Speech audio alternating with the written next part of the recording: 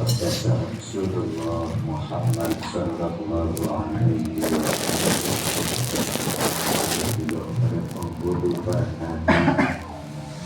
kita Nabi besar Muhammad sallallahu alaihi wasallam sebagai uswatun pertama dan membawa salam ajaran yang Islam, salam hormat, salam takdim yang seharis-harisnya bagi mukhlisin pada yang mulia Tuan Guru Musik. Kita bertakdim pada beliau dan mengikuti seluruh uswatun hasanahnya yang membimbing dan memimpin kita di jalan Allah Subhanahu wa ta'ala. Kesempatan kali ini kami hormati Bapak Ketua Majelis Zikir Tarekat Naqsabandiyah Khalidiyah Nusantara Pusat serta ibu jajarannya yang kami hormati Bapak Ketua Wilayah dan beserta MKM Wilayah Jabodetabek beserta pengurus dan jajarannya, saudara-saudara, Bapak Ibu berjamaah dan juga para hadirin yang wabil khusus kepada peserta suluk ubudiyah kali ini di wilayah Kriya Pasuruan Rubin Bogor.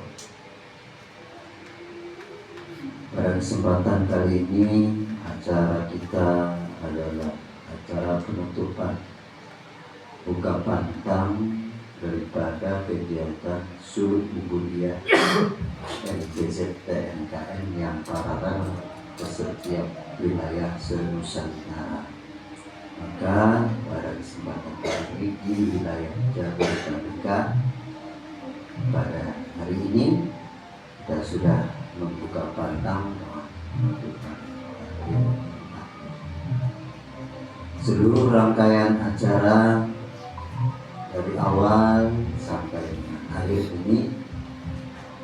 Alhamdulillah Allah Subhanahu wa ta'ala memberikan rahmat kasih sayangnya sehingga pelaksanaan suluk ubudiyah di Kriya Pasuruan Rubin berjalan dengan lancar dan aman yang didukung oleh seluruh jamaah MPZTNKN Jabodetabek. Saya selaku pemimpin zahir ya masuk kesempatan ini mengucapkan beribu-ribu terima kasih kepada seluruh pimpinan pusat yang ada di Jakarta atau yang di pusat dan juga pimpinan wilayah beserta jamaah Bapak dan Ibu yang telah bergerak bekerja sama berjihad bahu-membahu dalam melaksanakan suluk ubudiyah ini yaitu Pasuruan. Sungguh sangat luar biasa secara pribadi sebagai pimpinan zahiriyah, para jamaah telah mensupport kami dalam kegiatan suluk ubudiyah ini. Kami ucapkan beribu-ribu terima kasih dan kemudian kami mohon maaf kepada para jamaah dan juga pimpinan pusat serta pimpinan wilayah bila pada kesempatan suluk ubudiyah hari ini di Kriya Pasuruan Rubin belum sesuai dengan harapan, keinginan akan gerak berpikir yang mewujud. Hanya itu yang dapat kami persembahkan dengan gerak pikir ini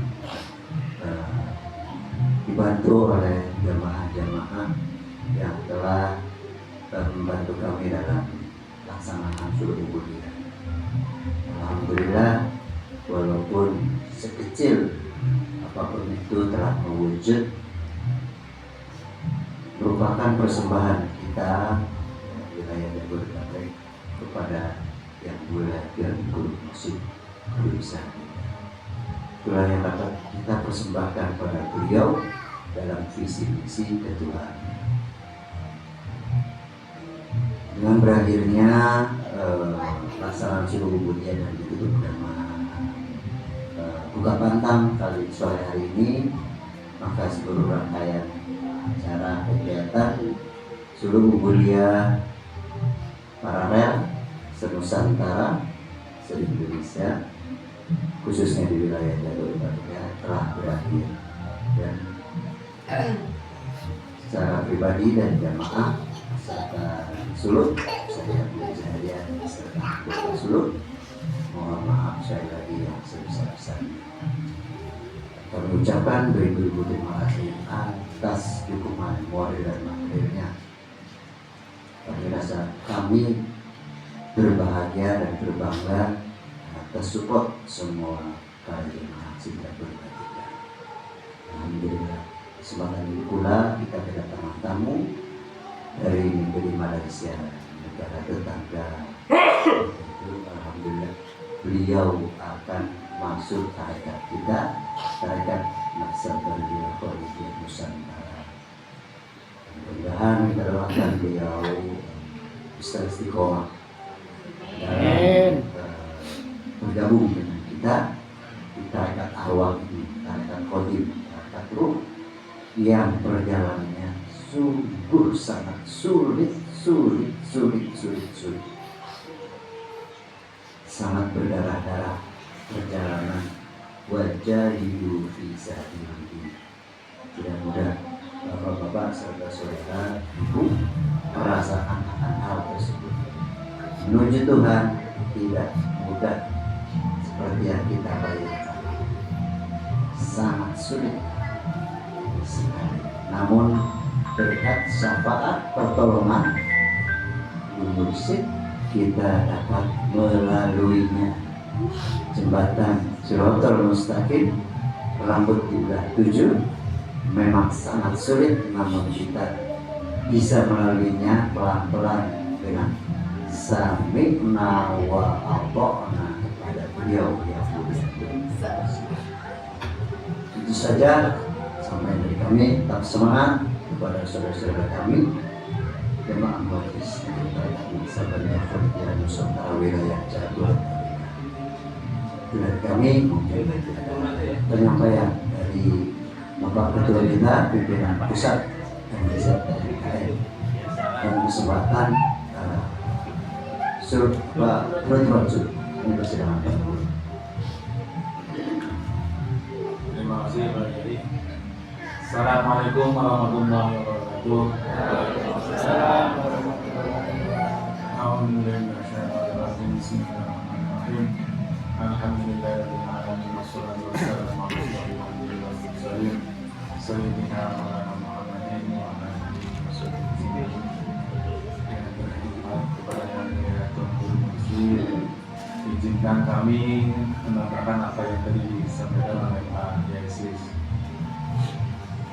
Bahwa, namun sebelumnya sedikit saya menjelaskan kepada saudara kita Pak Abdullah ya, kalau saya dengan istri dari negeri Jidan, bahwa acara ini adalah acara penutupan suluk yang salah satunya buka pantang makan, karena selama 10 hari peserta suluk ini tidak boleh makan dari sesuatu yang bernyawa. Jadi tiap hari makannya hanya sayur-sayuran ya sama sambal gitu selama 10 hari.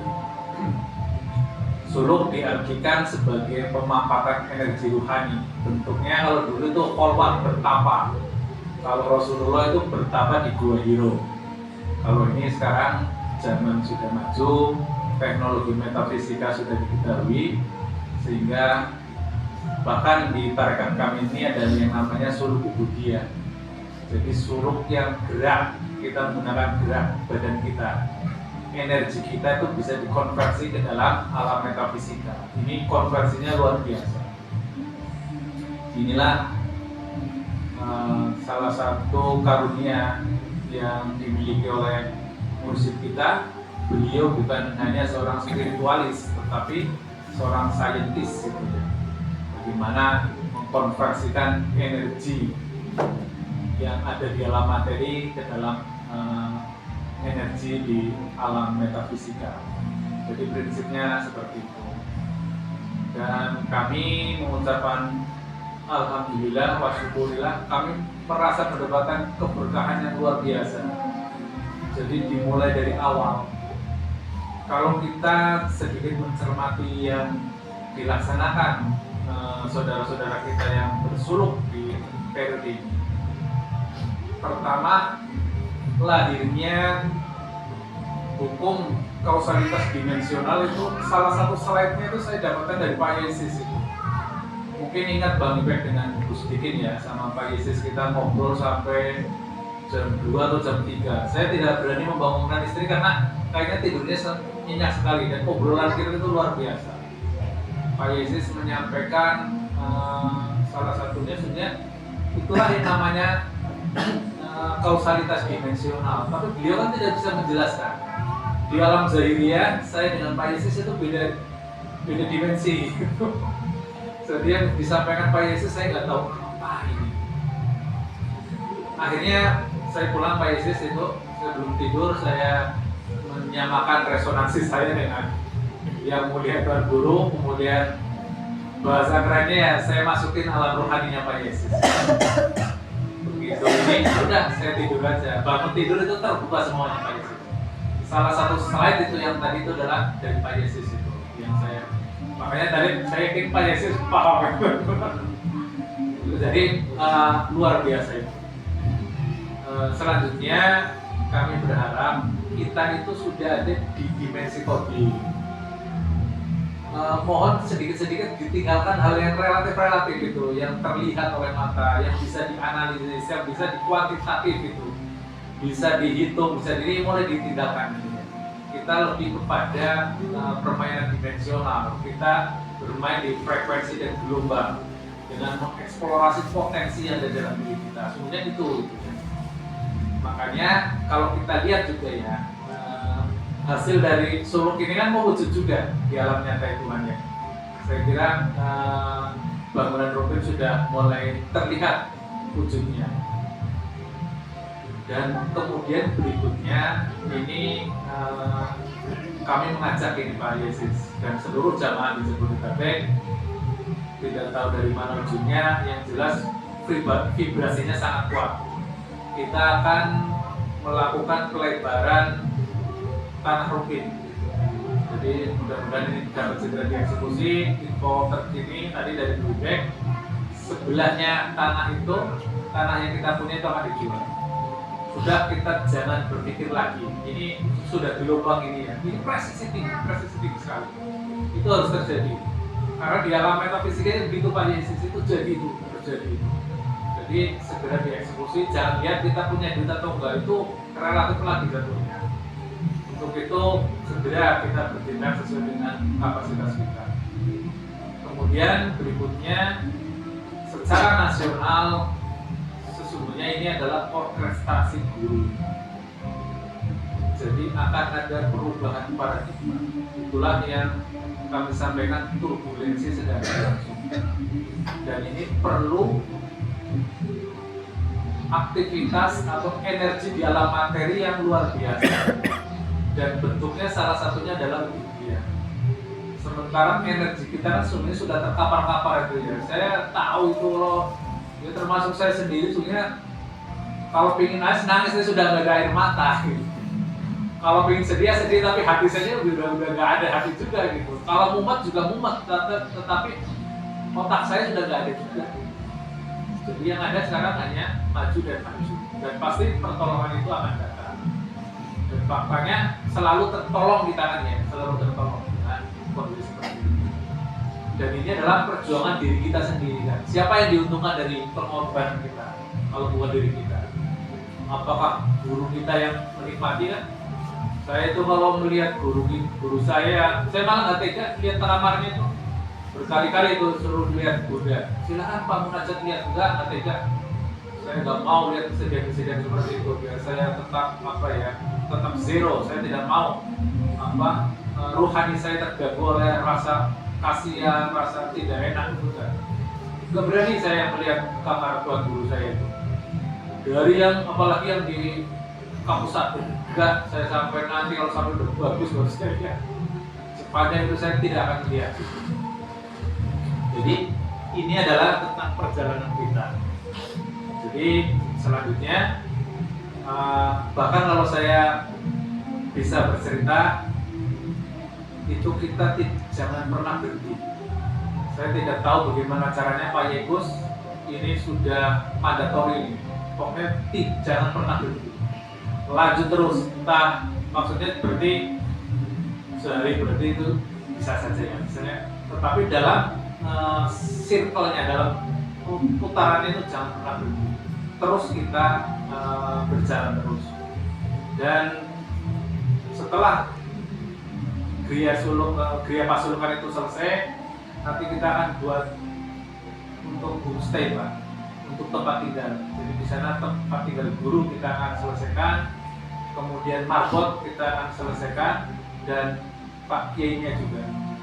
Jadi nanti Mas Wanto, Pak Yai Isis itu mandatori Pak, Bapak harus tinggal di situ. Karena sebenarnya mudah sekali membaca algoritma guru, itu sebenarnya mudah sekali. Saya bukan pemain gelombang itu ya, tetapi secara ininya juga bisa terbaca. Jadi sekarang Tuan Guru Mursyid sudah memprogramkan tentang kampung tarekat. Pertanyaan sederhananya kan, siapa yang akan menghuni kampung tarekat? Memang orang lain, memang jamaah lain, kan jamaah kita juga. Kan pilihannya, ini saya kembalikan ke Gus Dikin ya, sudah bolak-balik dulu suka nyeramain saya itu Gus Dikin itu. Dipaksa, kita ikut atau dipaksa, kan gitu ya Gus ya. Itu sudah tertentu di alam metafisikanya itu terjadi begitu. Jadi kita tinggal mau sukarela pindah ke Rubin atau kita dipaksa oleh keadaan, itu saja. Kalau saya memang akan sukarela, saya akan pindah itu. Jadi tahap pertama nanti setelah kamar Tuan Guru, kemudian Pak Yai Isis selaku pengampu suro, nanti Mas Wanto tinggal di area Rubin. Nanti pimpinan juga saya harus kasih contoh, apa yang saya banyak ngomong kasih contoh. Pimpinan pusat juga di situ, pimpinan wilayah Pak Yegus. Ini mohon maaf, ini sifatnya mandatori, sudah jangan ditimbang-timbang, jangan dipikir-pikir, dilaksanakan saja.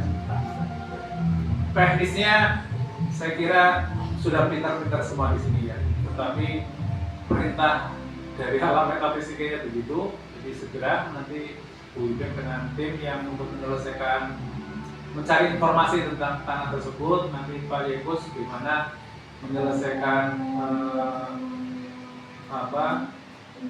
pembangunan suronya, dan pasti kita akan terbimbing langkah-langkah berikutnya. Saya kira itu biar tidak terlalu banyak teori, ini sudah sangat teknis sekali nih Pak Yesus ini. Jadi saya luar biasa, saya mendapatkan keberkahan dari Pak Yesus ini. Saya bahagia sekali, saya gembira sekali itu ya. Dan saya melihat Pak Yesus itu sudah di surga itu, sudah tidak sudah tidak terpengaruh lagi oleh alam realitas ini. Ini kebahagiaannya yang luar biasa itu. Boleh orang mempunyai harta kedudukan yang seperti itu, tapi menderita. Kita tahu kejadian yang di Nepal itu nanti akan, kalau kita cermati yang disampaikan oleh Tuan Guru itu akan terus merambat, dan itu tidak akan berakhir sampai seluruh dunia ini terkoreksi. Seluruh keantaramurkaan, seluruh kebohongan itu akan terkoreksi semua. Tetapi kita perlu energi untuk mengkonversinya, dan kita sudah punya metodologinya. Kita merubah alam metafisiknya, tetapi untuk merubah alam metafisik juga kita tidak bisa hanya santai-santai tidur-tidur, kita juga harus sampai berdarah-darah. Ini juga sekaligus buat pemahaman bagi saudara kita yang di Malaysia, untuk mencapai kebahagiaan itu ya bukan setengah-setengah, bukan hal-hal yang enak-enak saja. Ini praktek yang sesungguhnya, praktek rohani yang sesungguhnya. Tidak ada perjalanan Nabi dan Rasul itu yang enak-enak. Nabi Ibrahim lama nggak dikasih anak, begitu dikasih suruh dipisahkan. Begitu sudah besar lagi cakep-cakepnya suruh disembelih. Apalagi Nabi Muhammad, istrinya konglomerat di Jazirah Arab sana sampai hartanya habis. Sahabat-sahabatnya juga. Ya seperti itu perjuangan, bukan amalan baca sesuatu terus dapat pahala itu. Saya kira kita sudah bukan di situ lagi ya. Tetapi yang ingin kami tegaskan, kita jangan bermain lagi di relatif lah. Sudah itu mengikut dengan sendirinya. Benar itu. Kan kita sering sekali terdogma dengan akal kita, ketakutan kita, kekhawatiran kita. Yang selalu sering saya sampaikan ke Pak Yasser itu kan, walaupun saya begini juga kelihatannya berdarah-darah, toh saya tetap ganteng juga kan ya. Dan di dunia tetap kelihatan cerdas juga, walaupun saya nggak pernah pakai akal, Pak, kelihatan cerdas juga saya itu. Jadi jangan takut lah, jangan takut itu jadi orang nggak pakai akal nanti orang bilang, nggak ini ternyata saya kelihatan cerdas juga. Jadi seperti itu, karena kita tersendiri, kita melampaui itu semua. Jadi mohon maaf juga ini. Saya suka kadang-kadang kesombongan suka itu. Memang sombong itu wajib. Tetapi asma Allah kan salah satunya Al-Muta'abbir gitu ya. Jadi saya kecipratan itunya Pak Yai. Demikian, mohon maaf sekiranya ada hal-hal yang kurang berkenan. Oh, di sini pasti berkenan semua. Di sini kita sudah nggak ada ini, ya dari Malaysia kita sudah nggak ada, diri saya itu nggak ada. Jadi mau menghina-hina saya juga silakan aja. Mohon maaf, ilahi anta maksudi wa ridha wa Wassalamualaikum warahmatullahi wabarakatuh. Waalaikumsalam.